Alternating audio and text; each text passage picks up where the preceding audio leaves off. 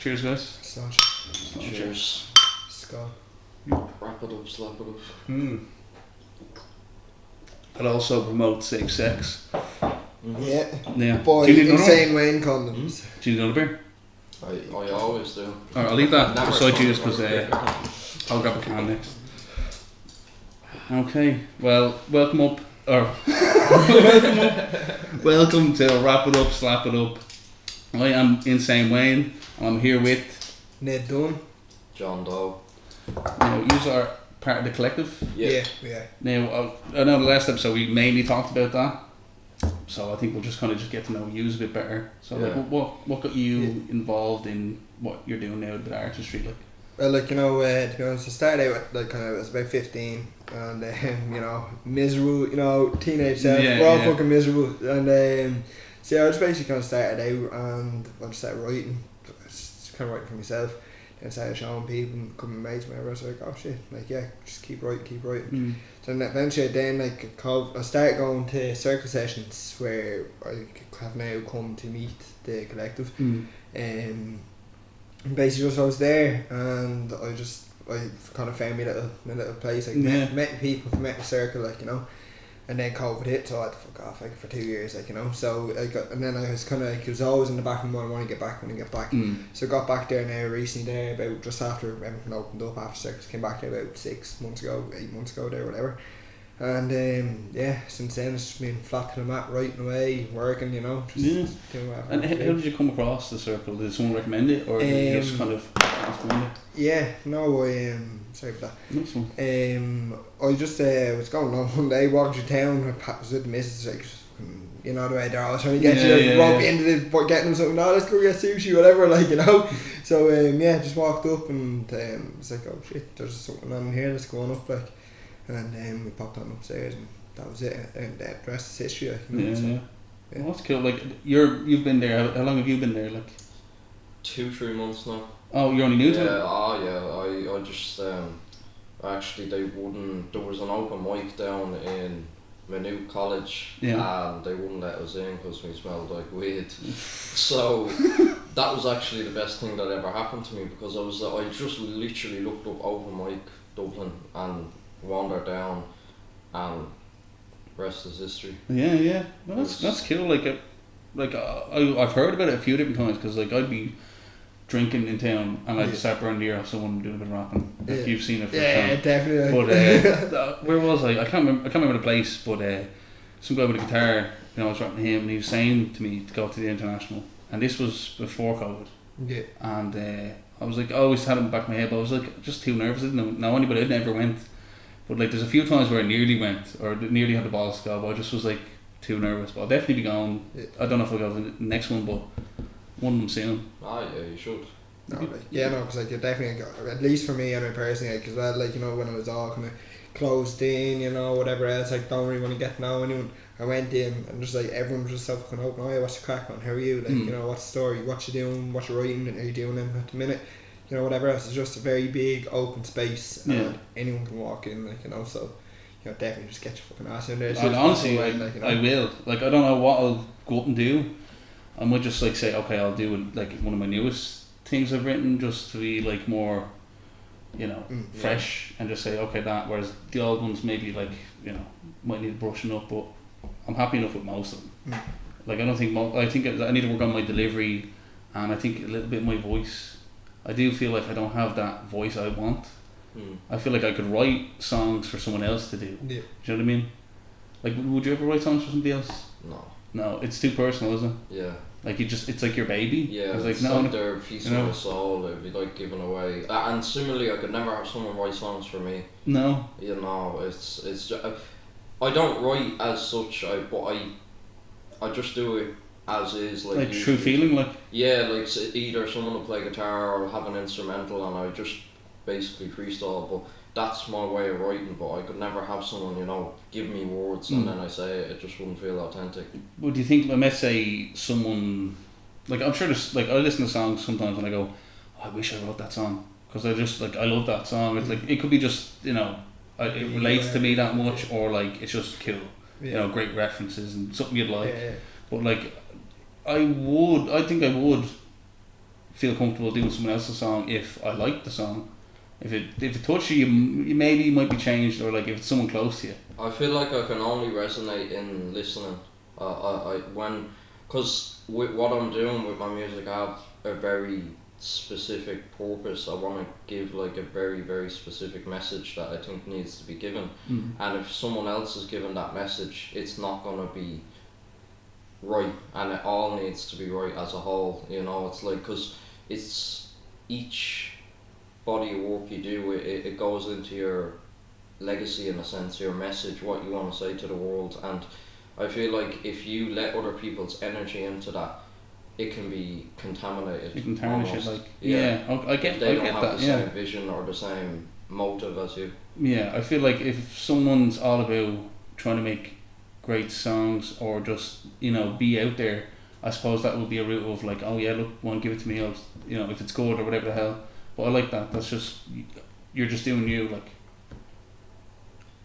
See, like, I don't know what I'd be thinking anyway is like, if I was to give someone something, or I don't think, like, again, much like that, like, I would have no problem doing something for someone else, whatever else, if they didn't feel like they had the voice, or they weren't confident enough to put their own stuff out there. They're like, oh look, do you mind if you could kind of put this out there, whatever, possibly, I don't know, probably not, to be honest, but just me being self-conscious of my own self. But I'd find that, like, I don't know, I wouldn't be a musician like yourself, but I imagine that if I was a musician anyway, just basically going around a wrong roundabout way. But yeah, like, I'd imagine if you were to give a song to X, Y, Z over there, that, like, you as a person, you would bleed into that song, and then they're just gonna be singing who you are, type of thing, like, you know. And I don't know, just kind of going on, like, you know, I think like Elton John, for example, he didn't write his songs. I think I don't know if he wrote none of them, but like I'm pretty sure there's like, I think is Billie Eilish's brother with her songs. Yeah, Phineas. He writes a lot of it. Like she wrote, they co-write it. I think that's cute, like, to collab like that. He's an artist himself as well. He's pretty fucking good. Like, I've listened to his stuff. He's like, I don't think it's it's just that it'd be kind of hard to be a really good artist but have like the biggest artist on the planet as your sibling, because you're never gonna. Yeah, I think it was Lily Allen's brother. She was like giving him shit for not doing that with his life, and he was one of the lads in Game of Thrones. He's, you know, the guy who gets his cock or his balls chopped off, or both. Oh, yeah, you know that guy? You know what I'm talking about? Yeah. Great guy. I don't know his name. I didn't really watch much, but I remember that. But that's her brother. No way. Yeah. Really? Yeah, I think it was after, like, he said, or she said something like that. Then he went off, and then he's in fucking Game of Thrones. Was obviously like the biggest thing. Yeah. It didn't turn out the way he wanted, maybe, but. Oh, Lily, if you're watching, we remember them. She has 3 nipples. Really? Yeah, she was on, I don't know what, it was like 8 out of 10 if you're watching, turn it on. I honestly, I don't know why, I just never forgot that. I was like, what? I was just so curious. There's nothing wrong with that. Nothing wrong with that curiosity there. Though. Lily Allen, 3 nipples. 3 nipples, yeah. Oh, there it is. Incognito mode, you know. Lily Allen in cold weather. Oh, there it is. Won't be hard. If the smoke's bothering you, you can open the door. No, grand. Okay, no worries. If you want to straight, just take a straight side. Oh, no. I like these, they're menthol, I'll smell them. Ooh, nice and fresh, like, nice and crispy, like. Oh no. Sure, you know, Paul always used to go robbing his, because he used to have papers, like actually menthol papers, so he used to eat the papers. Really? I was fucking mindful, like. Didn't know they made menthol paper. Oh, that was years ago though, but then, before I started smoking. Now, will we hop on to, is there something you are working on now? Yeah. So working on a gig here now, just coming up with Collective Eyes. But yeah, and that's coming up now on the 29th September. So it's basically me, John here, and all the rest of the lads that run. Casey, fucking Jake Nolan, Student, everyone. It's if you Savage, Curtis. Yeah. It's I'll pop up the little The little poster thing. Yeah. Just have the time we're going to be in one place. Shit, we were supposed to get them printed out today, weren't we? Like, you know. They're slapping them up around in town today. as we speak. So nice. Hard at work. Yeah. I sticky got some printed out. They're gonna stick them up. Nice. So you're walking through, you have the little pop a ticket, anyone You see there? it like on somebody, some junkie. It's like, to you just hold this all day, I'll give you a bag of crap. Well, he'll do it, like, you know what I mean? He would. Yeah. But probably, yeah. That's all he'll wear, like, that's it. He'll replace his clothes, like. No, but, so it starts at 8. Yeah. Till closing. I think so. 8 till, yeah. Like the 12, I don't know whether 12 or what. Yeah, I think the it was last one. No, I'll definitely be there anyway, like. Yeah, usually it just messily goes on and just people are just having a great time. So Oh, it was great crack there last that'd time. be brilliant. That's, Yeah. No, but is there like any songs or something you're working on now? yeah, well, working on like an album. It's gonna be called Voluntary Insanity. Because it's like my friend asked me, what do you think life is, and that was just the first thing that came into my head, because I think like you're always crazy to someone. Wait, someone's working 40-50 hours a week and getting 2 weeks off a year, and I might view them as insane, but I'm, you know, in their eyes a starving artist picking something that's undefined or not certain I might fail, and it's like to them that's crazy. So someone's always going to judge what you're going to do, but it's about you picking the crazy that serves you and serves those that you love. Yeah. Because there is no insanity. There's perceived insanity. Everyone is in extremity to someone else. Yeah, yeah. You know, so if you just pick the one that makes you happy, no matter how much judgment it does draw, and funnily enough, usually the bigger you dream, the more judgment it will draw. Yeah. So the more insane you will be called. So it's when you go in that direction, and when people do start to doubt you and question you, that's when you should become more sure. Because it's like, alright, this might be something that is outside of people's realm of thought currently. And when you do something that's outside of the current, that's when you succeed. People don't succeed by joining a wave, they succeed by doing something new. And if people are objecting and questioning and saying, why are you doing this? That's something new. Yeah. Because when it's not new, they accept you. Yeah, if it's like normalised already. Yeah. Like, I like that. I love, like, Insane Wayne's that's the rap name, that's everything. I just love it. Oh, yeah. But, like, it's like, I'll go, it's like me being the insane version of me. It's the delusional self-belief that, you know, I can do it. You know what I mean? If I have a dream and a goal, I can do it. There's a will, there's a way. You know what I mean? And I think having self-belief is, like, something everybody needs, you know? Yeah. And I think, like, a sane person is a 9 to 5, plays it safe, that kind of thing. Whereas, like, you know, anybody that's really made it, they're not really sane. But, like, I'm not judging in a good way. I mean, like, they're crazy. That, you know what I mean? Whoever's making millions in a movie acting, I'm like, that's crazy. They're crazy bastard. Like, you know what I mean? You get paid to be somebody else and pretend, you know. Yeah. Anybody that's excelling at something, like say even DiCaprio, he's like at the top of acting, but we forget this is the same dude. He went into the woods and lived there for a month, actually eating raw meat and sleeping in a bear skin for the movie he won an Oscar for. That's a little bit crazy, but that's what it takes. Like there's boxers that sleep in the gym, and it's like other people would view that as insane, but that's what it takes. Oh, that's what it takes. Takes a level of insanity to get past. Because greatness lies past normality, but so does insanity. That's why insanity and greatness are so intertwined, because they're very, very close. Like genius and madness. Yeah. Yeah, like the mad scientist type of...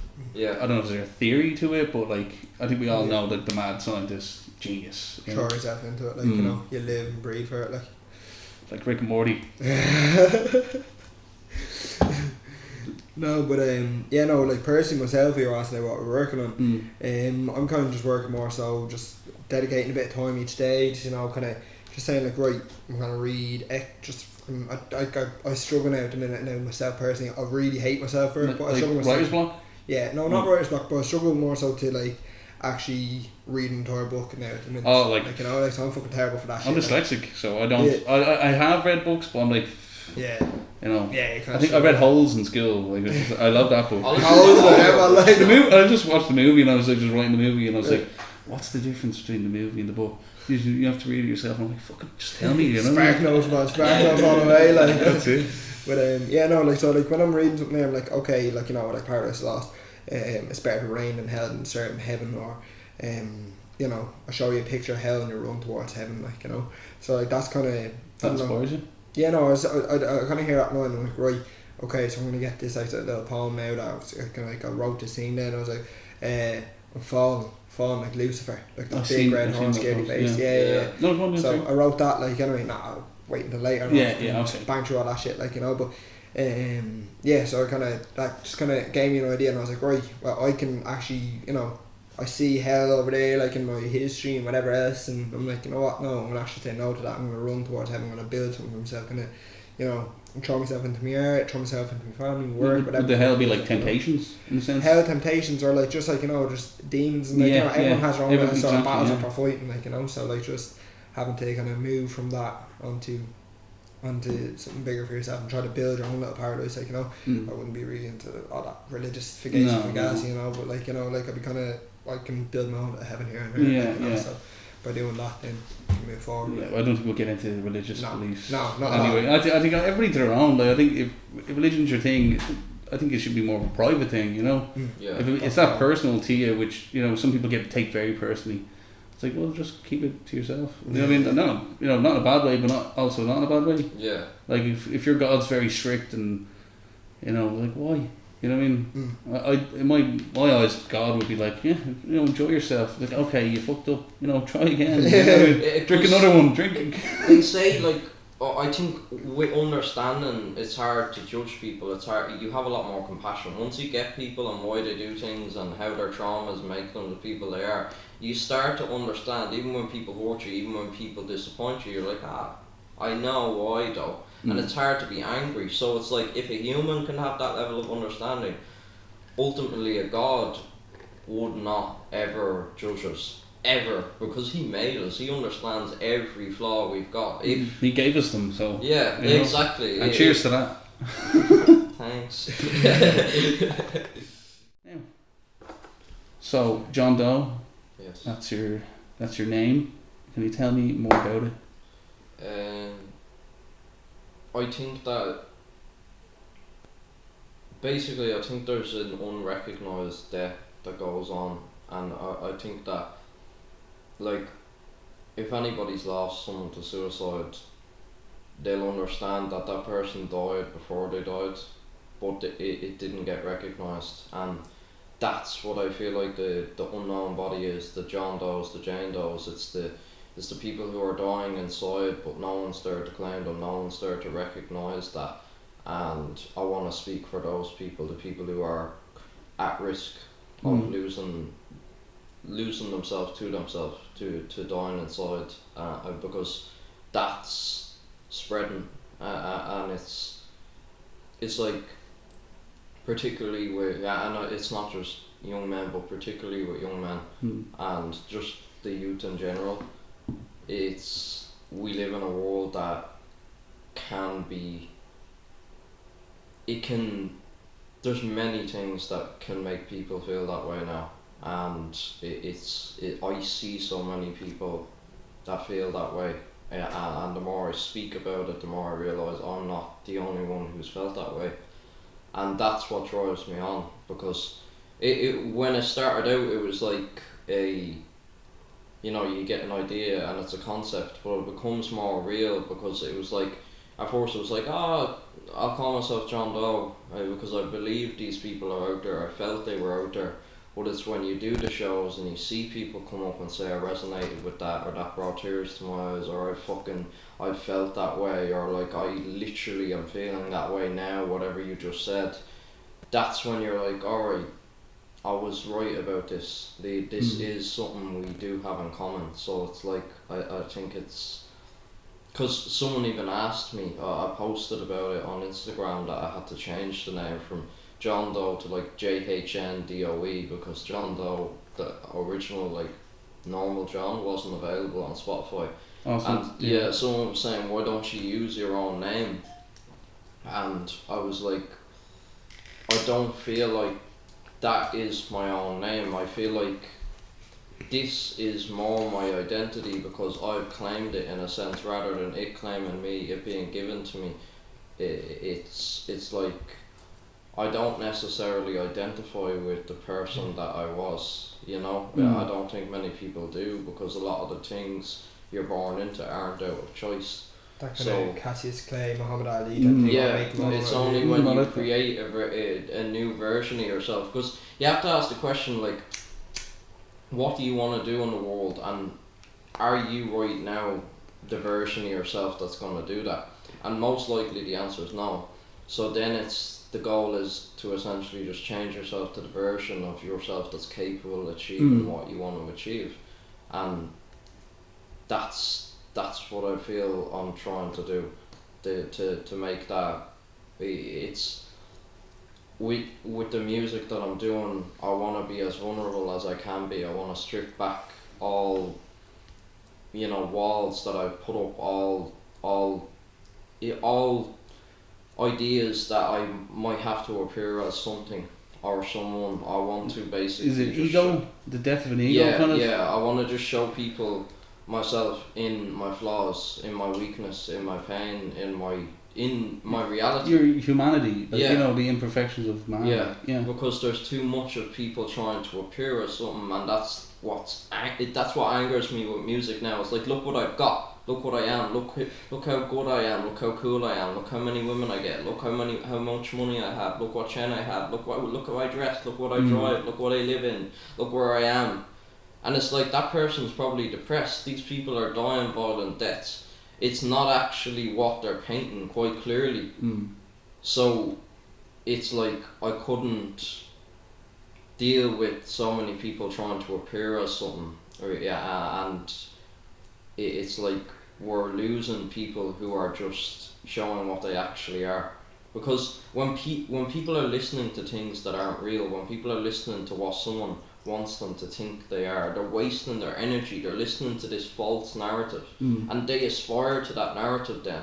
Whereas if people have something real to listen to and aspire to, and not coming from a place of depression and down and darkness, but realising that exists and showing, alright, I'm healing, here's how you can too, that's going to give something more valuable than these people saying like, alright, I have this, I have it. That's not going to get you anywhere.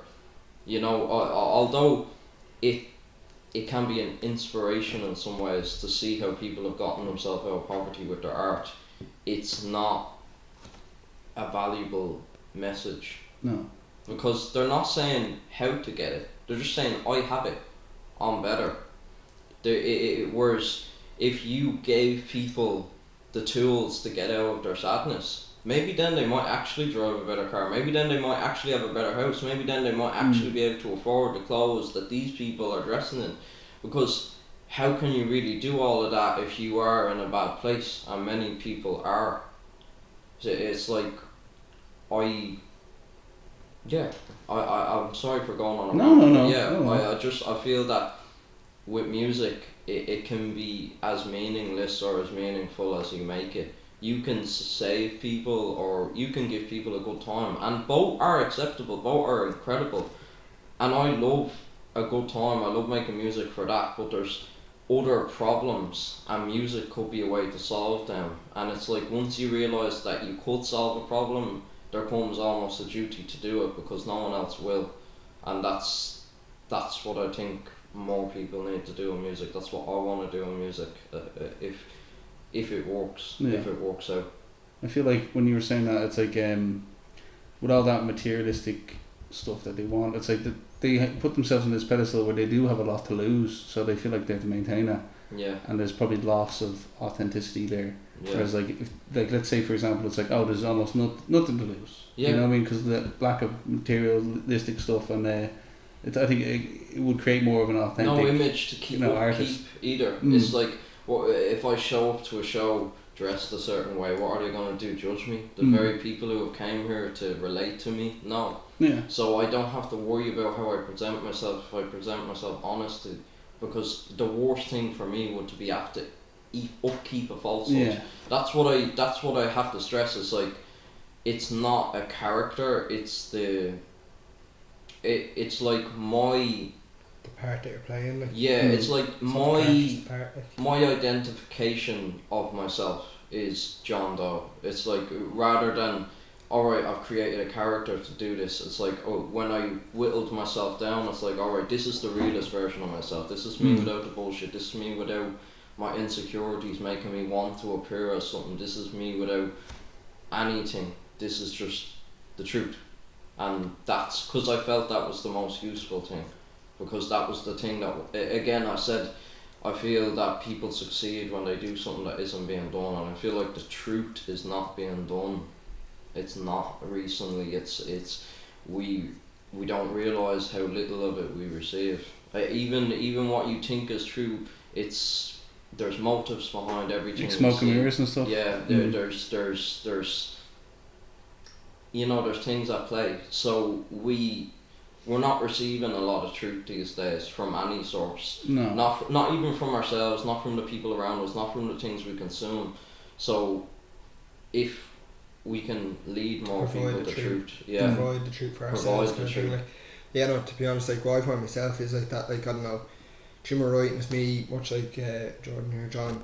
It's like I'm taking command over myself. Now that's different for everybody, but like, you know, if I can take command over myself, I can go out and I can conquer anything else. Like, you know, I can conquer my own mind. I can go out and help build Joe down the road, like, you know, Jim, Bob, whatever, like, you know, go out and help anyone, like, you know, or help as many as I can, like, you know. Like, I don't know, like, I heard something there now, but like, a man has to be aware of everything that he touches, like, you know, like, I don't know, like, a child faces inwards, wallows in his own selfish needs. A man faces out and takes action on selfish needs of others, you know. So going out and taking action on the selfish needs, perhaps selfish just needs in general, exclude the selfish there, but on the needs of others. If I go out and I can take action and say, right, well, I see that this person needs help with fucking cutting their hedge, or even if it's like something general as that, or something deeper to do with the mind and who that person is. Or they're in a bad relationship with their mother and they need to get out. Right, I'll have a spare bed there. Come on, let's get you there, like, you know. Come on, I'll have a spare bed. Come stay, whatever it is, like, you know. And that like I can do, but obviously first, and I know, like, I hate to say it because I fall into that trap every day, like, where I don't take care of myself, and then I always try to prioritise others. But like, you know, it's something that I have to learn over time, and by taking command over my art, I'm like, you know, for instance, I go back and read over some of my own old shit, like, you know, that's kind of getting thrown under the cover now, like, you know, I've kind of forgotten about it, but like, I was flicking through one of the books one day and find something, and so I find something then, and like, when I find something then, I'm kind of rereading it, and, you know, I reread over it, and I'm kind of like, oh shit, so like, at that time, that's where I was coming from, but looking now back at it, like, I could actually rechange some of those, and be like, right, that's me nowadays. Yeah. You know, that's me. I took command of that place I was in, and I've killed it. Like, you know, I've killed that thing that used to be there. Like, you know, and I've taken command over my own self. Like, so that's, I don't know, taking command over yourself is the first thing you have to do. And then if you I think that's very important what you said of like killing it. A lot of people fear death, but I think death is intertwined with life. It doesn't just lie at the end. It's in every second, we don't realise there's deaths of relationships, there's deaths of errors, there's deaths of versions of yourself, and when you can kill a version of yourself, only then can a new version come to life. Yeah. So there must be a willingness to die, a willingness to change, a willingness to let go of certain parts of yourself. And that's a frightening feeling. People don't like change. It's jarring. Creatures of habits, like. Yeah, I didn't like it, but you have to change if you want. You have to kill the current you to be the new you. Yeah. You know what I mean? Or in your mind might be kill that old you within inside you. You know what I mean? Kill the version of you that is destroying your life, essentially. Because if we are experiencing bad things, there is a level of accountability. But before you kill it, you have to recognise who that is, what that is. Like before you go about committing murder, you don't want to kill the wrong thing. Like you have to recognise, okay, but shit. Like at least with me, that's why I find like my writing now. For someone else, it could be going out and doing whatever. Like going out for good points, having a chat with their mates. Like it could be but at least for me, writing and then actually being able to look at it and say, right, like I'm have to draw myself a picture. That's why I envy people who can draw, like Oh yeah, we should try. I'm fucking terrible at drawing. Like I wish I could, but I'm not going to get into that anyway. The finger painting, maybe. yeah, that's it. Like but like being able to actually look at it and actually study and say, right, well, I'm leaning on some positive stuff there, but like really, like in this very dark moment where I started to write, just. Were you reflecting back on your old stuff and going like how you've changed? Yeah, but even nowadays, even still, I'm able to recognise the parts, because I don't want to go out and just commit like mass chess. I know I'm using a very verbal language here and a very harsh language, but I don't want to go just killing who the idea of Ned Dunn is, or the idea of who John Doe is, or Insane Wayne. Like you don't want to go just deconstruct the entire character. It's not about killing the whole. So it's being able to recognise. You can't go out and just start like taking things away and trying to put an end to things before you recognise what you need to put an end to. Exactly. So. Like I've made a couple names, but they usually have my name in it. You know what I mean? I think maybe that's it. Like, because I was like, oh, would I go with my name? And I go, no, I like that. That's me. I go, why wouldn't I have Insane Wayne? I go, it rhymes. It makes sense. That kind of way. But one was like Wayne the Man-Child. And I was like, okay, that's obviously didn't kick off. I liked the idea. I like that, man. It was when I was younger, so I was like, I am a Man-Child. Do you know what I mean? I was like, is it like, I don't know. I was like, is it like Childish Gambino? That kind of is stealing it. I was like, I don't know. I didn't like it then. I think it looks good, man. Maybe we should go back to revisit. It was Insane Wayne was one of them, but I was like, I'll just keep it Insane Wayne. Man-Child Wayne. Maybe it was also Saint Kilpatrick, like as in Saint Patrick, but Saint Kilpatrick. But I was like, I don't know. What? I was like, I think I wrote a song and it was called Saint Kilpatrick, and I think I was just gonna make like a Paddy's Day fucking song just for the crack, I literally filmed it on Paddy's Day, but I don't know. I think I wrote a bit of it and then just never continued with it though. Is there any songs that you've like not finished that you, or like an idea or concept that you need to be in the right headspace for, or like in the right emotion? In one take, so they're all finished. Even if they're not, if they're not perfect, like if they're not perfect, I leave it at that and move on, because the way I work is like I work at a fast rate, because I go on beats or people are playing stuff and I go over that, so that allows me to make more songs. And then when you're in that flow state, when you're not trying to make a song, but you're just drawing and expressing on what you're feeling in that time, you'll have ones that go wrong and that are shit and that you mess up on, but then you have ones that just go brilliant. You've got ones where you just get that, because you don't have to be good for all of the time to get a good song. You just have to be good for like 3 minutes, and that's actually really fucking easy to do if you do it a lot. If you actually keep trying, it's like you just have to not be afraid to. I think I like that, because I feel like, let's say you're writing something, you're trying to write there a few hours, you're not going to be in a flow state for a fucking hour. Well, you might be, let's say 8 minutes. Yeah, 3 minutes is achievable. That's what I was thinking. I did before, like record myself, and I was like trying to freestyle, but I was like, what am I doing? On my own, record myself just to look back and go, was that any good? But like, I do like that, because I felt like I was just really putting myself on the spot, especially because I was recording myself rather than just sitting there going, what rhymes with table? Like obviously that's shit, but like all of my performances are just freestyles. Like I get up and I just improvise on stage. Like it's student does the guitar usually, and we just come up with shit on stage. That's what, like, I feel like that really fucking took away my any last fears I had of people's perception of me, because when you get up there and you're like, alright, I'm just gonna try something, I'm probably gonna fuck up.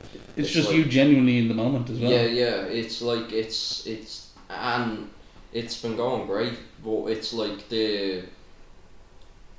just taking the chance at failing makes you unafraid of it, and then by being unafraid of it, you're less likely to fail. So the thing that makes people fail is oftentimes being afraid to fail. Yeah. They don't even fail. Like you should want to fail. Yeah, like they stop before they fail. Yeah, like loads of times. No, I don't really have that now. But I was dead set in that mentality of I want to fail.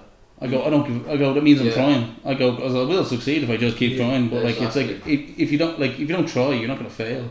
You know what I mean? But like, if you haven't failed, something's going wrong. Yeah. Because it's like, or you're the luckiest bastard ever. Yeah. It's like if you haven't failed, there's another question that has to follow that. Do you have all successes? And almost across the board, no one has the answer yes. Unless you grew up in a perfect life, is there such thing? There isn't, like, because if you grew up in wealth, did you have love?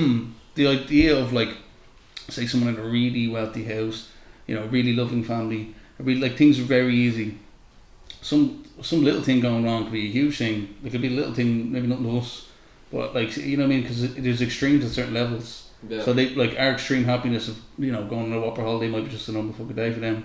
Yeah. So it's like it's hard to even fucking compare the both though. Because that fucks with your dopamine almost. It's like if you look at it on a minor scale, we're very overstimulated. We have any entertainment we want on demand now. But imagine you had that in every sense. Imagine you had any food you want, any car you want, anything you want, and you've always had it. Nothing would excite you. Nothing would. You'd have to just want something new or create something that doesn't even fucking exist. You know what I mean? I think that's why a lot of you see a lot of like wealthy kids go and become artists and stuff. It's like I've seen that a lot. I think it's because like obviously they don't have to worry about earning an income, but also it's less rewarding for them financially. Well, that's why in the, like, you know, even just historically, geographically, whatever else, you look around the world, what country turns out the most artists?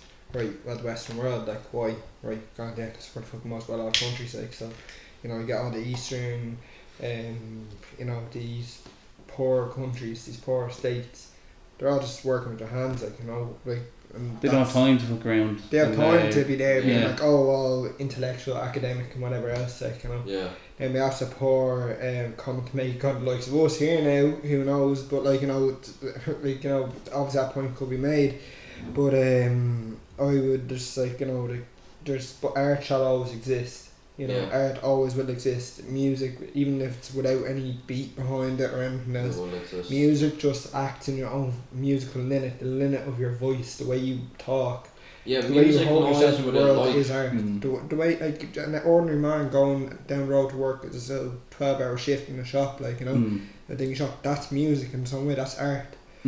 Because, well, he's going down, he's playing his part in the world, he's stepping up onto a stage and he's strutting and fretting his hair upon stage, as Shakespeare would say, like, you know. He's just walking around and he's got his family at home and he's fretting, he's struggling, but he still continued to strut, to walk down, to play his part, to earn his money, to do this, to do that, to do that. There's art within that. Now I know that's possibly taking a big grand ass back maybe a bigger look, or the bigger picture in that sense, but I get what you mean, picture, like, but to go back to what I was saying there originally, because before I continue talking a lot of shite, like, you know, is that, like, you know, like, there's a reason why, like, you know, that our countries like pump out more art, like, it's not just that, oh, you're an upper class, middle class, working class. No, it's not that. Like, I think it's more so just happens to be like the environment that you are in. You know, it doesn't, like, in Ireland, I believe that anyone is capable of art anywhere in the world, not just Ireland. But like, you know, well, like, because we know. But there's life circumstances that actually have to come into play, because in Ireland we have more time, you know, in comparison to other places where you don't have as much time. It's time that makes art, like, that actually makes, like, art that you can actually perceive and listen to, you know, or read or whatever else, like. What would you say to people out there that want to get started? That kind of thing. I feel like that's a nice, meaningful thing. Would you feel like you'd have a bit to talk about that? Get to the open mics. Just get out there, just make connections. Like, to be honest, like, I'd never thought, I don't think I'm going anywhere. I don't know if I'm going anywhere. But you know, well, I'm here today. Like, I'm gonna, you know, I'm gonna put it in my calendar. Once in the calendar, I'm gonna show up. You know what I mean? Might be nervous and all that, but I think I'll know enough he is there to go, okay. It's, there's a few people there. Like a little goat on stage. No, it's like, that was a good comedy. No, that was my song. Have a laugh. No, but like, sure, you get man involved folks coming to your open mics, like, you know, and everyone's so welcome, no matter what, like, type of open mic it is, no matter what style it is, whatever else. Just if you get to them, you just meet one person, you're probably going to see them at another gig, and at another gig, and another gig, and another gig. The next one, they're going to introduce you to a load of their mates, and the next one, you got your own little crowd going on. And you have a cult. Yeah, basically, you know.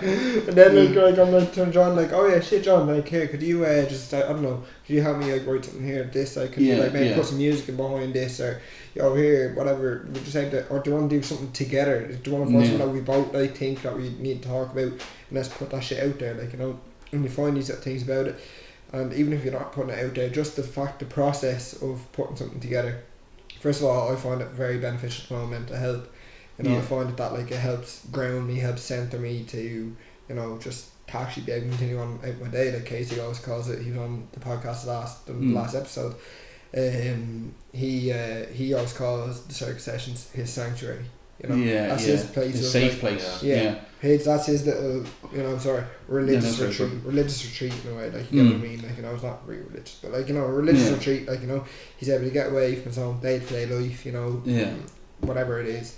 And he's able to just go and take a minute just to breathe and rant and rave to a lot of strangers, and that's how liberating that is, like, you know. I know that feeling from, like, let's say I went into MMA training. Like at the start, I was so nervous, I was like, oh, they're gonna think I'm shit and all this kind of, you know, I mean, shit, whatever. But it all passed away. But when I was going there, I was like, it was like nothing else existed bar when I'm just there, and it was that kind of. It felt like, even though you get, you know, people fight you and stuff, but like it felt like a safe place, and you're kind of, like you said, sanctuary. But it was just like, you know, time didn't exist, nothing else exists bar when you're in there. And I think when you're like, let's say you're in the studio or something else like that, or something's going on, you're kind of just really in the moment, and it's that's it, 100%. There's that feeling there, you know. Like, I'm not even thinking about the next day about having the worries and that, like, you know, and I have to work like a big long ass shift, like, or I have to meet this person or that person, I really don't want to go, and I'm having to deal with something contrary, like, I don't know, go to the doctor, like, you know. But I just want to actually, you know, when you're there, it's like, okay, this is me time. Like, it's not even as if like I'm there thinking, you know, oh, I need to get my name out or whatever else. And of course, that is definitely there, that is possible. Like, you know, if you are looking to get your name out somewhere, go to the open mics, and I guarantee you will make the connections that are necessary to go to pursue that. Well, you're not going to get there doing nothing. That's for sure anyway. That's the one thing with it, I feel you like need other people to help you, and you need to help other people as well. It's a journey, it's a process that you go through together, which is why the collective is so, and which is why the collective is, for me, the place to be. Nick Drake reference, if anyone gets it. I'm not. No. Anyway, Nick Drake's an amazing artist. But anyway, he's dead over 50 years, killed himself. Rest in peace. No, but it's the place to be. Like, you know, like, at least for me, anyway, I'm finding that the collective is the place to be for me personally, especially my own sort of way that I'm moving about life now at the minute. That, like, we're all able to help each other, we're all able to rely on each other, we're a family, we're close together, and we're all able to kind of move forward and lift each other up, use our art, bounce each ideas off each other. What do you think of this? What do you think of that? Oh yeah, that's actually good. I like it. I like the idea. I like the concept. But maybe, you know, rephrase, whatever else. Like, maybe not. They wouldn't tell you to be rephrased, but, you know. They give you things you mightn't think about, feedback, and you go, okay, oh shit, actually you're right. And rather than the sense of, don't do that, do this. I get an extra little sort of insight. And it's always great having an outside perspective, and you're never going to get there by yourself, because you know, you need a group, you know. Like, and at the end of the day, we all do us ourselves. You know what I mean? Like, you chose to come here today. I know I asked, but you know, you could have said no. You know, we're all on our own little journeys, and then we all cross paths. But it's nice that the collective is there. Like that. It's a nice little. I don't know if there's any girls in there, but like, I'd say brotherhood. But I think everybody kind of knows what I mean by that kind of sense. Like that camaraderie. You know, I don't know what else, a group. You know what I mean? Like, what would be like another word that you'd use? Like group. It is actually. I know collective is just like, I think that suits it lovely. Did you say Collective Eyes earlier? Collective Eyes, yeah, it's an Eyes. Yeah. And that's actually the way it is. That's Yeah. the name. Yeah. So I might change the title. Casey was telling me to tell you. I had no idea. I even say the Collective, and then I don't know. I think at one point I thought they said the Collective Boys. You know, I was like, yeah, the Collective Boys, and I was like, did I mishear that? The Collective Boys. Yeah. Okay, no, my apologies. You know, to audience. But, made like 10 or 12 new enemies, did they? That's it. I think so. Yeah, just fucking all armies come knocking on the door now. We know where you live. That's true. When it has some shit now, but yeah. So I don't know. Just if you can just sort of, even if it's like, I don't know, to step outside. If you're trying to step into the art world, if you're trying to, I don't know. I would just encourage people that if you, like, I don't know, just start today. No matter what it is, just start today. Just try it. Not even today. Tomorrow. Just not even do tomorrow. 10 minutes now. Just, yeah, 10 minutes now. Just get the fuck up here. Off your ass. I don't care if it's 4 o'clock in the morning. Get up, move, and stay alive and living, like, you know. Get out there, like, you know. And no matter what it is, like, you know, I find myself now that I can't rest. You know, I find it hard to actually rest, like, because my brain's always either thinking about, okay, I have something to do tomorrow. I want to do this now. You know, I can't actually rest. You know, and like a sense of like literally you can't sleep unless you're really tired, that kind of way. Yeah. And then when I do sleep, I'm out for the count, like, you know. But yeah, I well find it earned. hard to, yeah. Lots of dreams in the sky. A couple of nightmares too. That's it, like. We all have our nightmares, like. Okay, lads, it was nice having you on. Yes. It was nice meeting you for the first time. Obviously, I know you very well. Come here, brother. You big sexy bear, like. Sorry, I'll give you a hug after. No, next time. It was good having you on. There's nice little chats.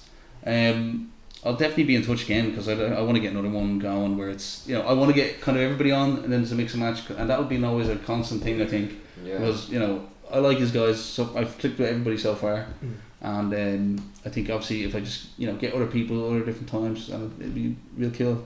Yeah. Definitely get you back for the beer pong. Fuck yeah. I think it'll just be you. Maybe I'll do yous too because I told yous, and I'll get one other person to be on my team, and I think maybe just someone else that isn't from the collective. Referee. No offense to the collective. No. A referee, like, you know, make sure it's all like. I'll establish the rules. I've played here many times. But no, look, great having you on. Perfect. Cheers. Cheers.